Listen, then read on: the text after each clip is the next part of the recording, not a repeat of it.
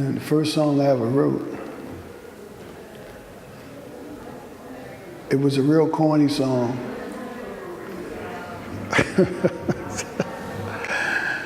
And if you spell Bootsie backwards, that was the name of it. East Tube or something.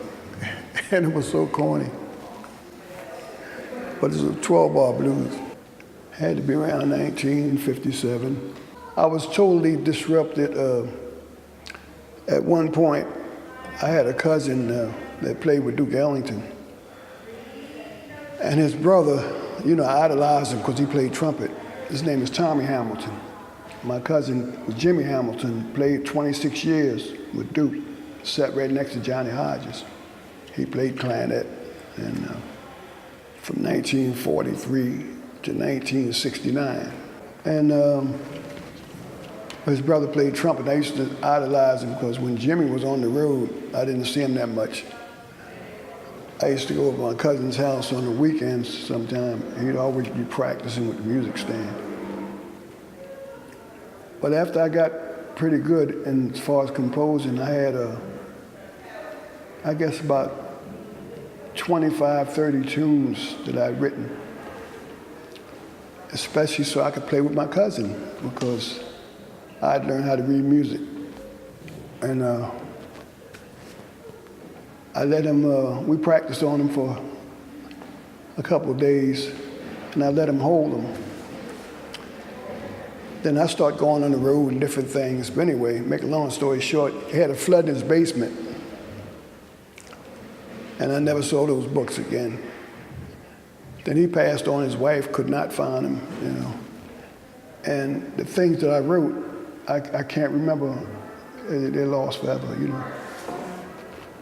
So I just took off, just started trying to write a little more, but not as much as I should be writing, but every now and then I get an idea.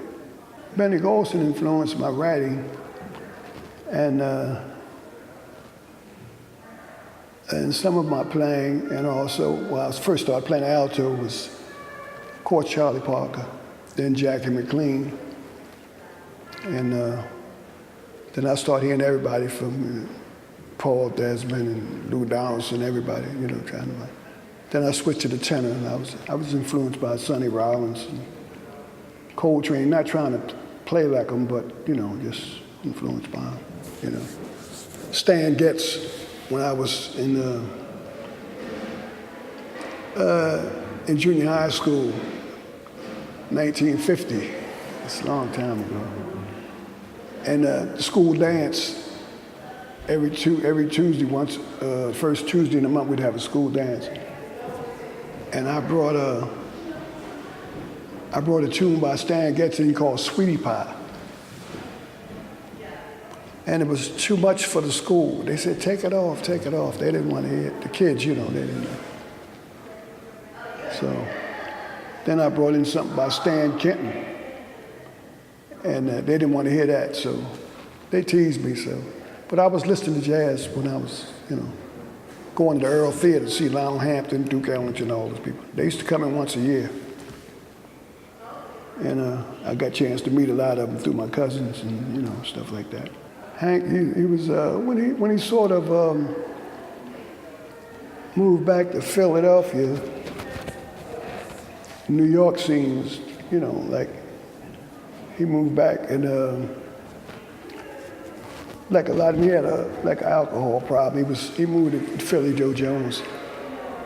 He was staying at Philly Joe's house, So Philly Joe got him playing again, And I think he had some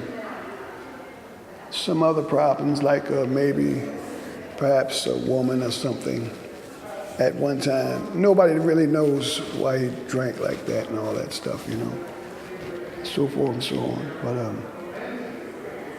we had a gig at 40th and Market, and I used to run the sessions out there, but every Saturday for like 8, 10 years, he was there every Saturday. And then he was still playing, and we gave him all the boost in the world. At his level, his playing had dropped because of he had quit playing, and when we found out that he had actually lost a lung, and he was always gasping for air, but he still tried to play until the end. But you knew it was Hank when you heard him. And for 10 years, we had a relationship, And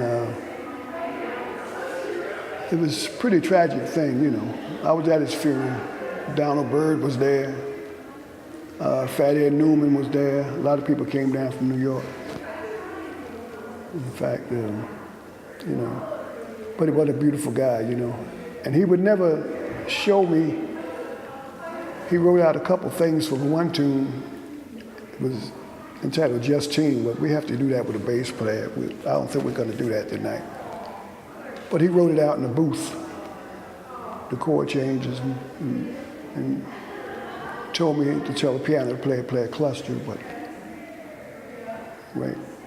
But we had a great relationship all the way to the end. They're the best of the best. I met Swanner through Sid Simmons, really. He kept telling me we need a trumpet player in the band. And so you ever heard Swanner? I said, no. When I heard him, that was it. And after Kyle Kohler left, after Sid left, then I formed the organ trio. Kyle Kohler played with me about 10 years at Ordnance. And then Lucas would sub. Then I gave Lucas the gig. He's been with me about 15 years or more now, And Byron, whenever he can, first I knew him and his brother when they were starting out, But they're all first-class musicians. And once we play a tune, they got it down. That's it. We don't have to do a gig for 6 months, and I can get up there and call. We don't need no music or nothing, Some of the music we got for Hank is just for, we hadn't been playing for a while, so, but, I don't think I'll be using any music tonight. But that's what I love about him. We just came back from Lake George, New York. We had a concert up there. And we hadn't played together in a while. And we went up there and did our set. No music, no nothing. And it was like magic. I would tell them to listen to the records. You have to listen to the music. Before we learned all the tunes by Miles and Train and Stan Getz and everybody, we listened to the records. And the records are out there. My last CD is Bopping Around the Center. It can be found, and that's John Swan on trumpet. And the other tune, 3 Miles Out, he recorded that with me. That's what I would tell them. Just listen, then they can get an idea what it's supposed to sound like. When I first recorded 3 Miles Out with Don Patterson in 1976 up at Muse Records. It was Don Patterson, Eddie McFadden, Idris Muhammad, who was with Ahmed Jamal. He just passed away on drums. And Virgil Jones on trumpet. That's the first time I recorded. So I'm like Monk. Every time we go in the studio, he do one of his own tunes. So every time I get a session, I do something of mine. So listen, then I get an idea of what it's supposed to sound like.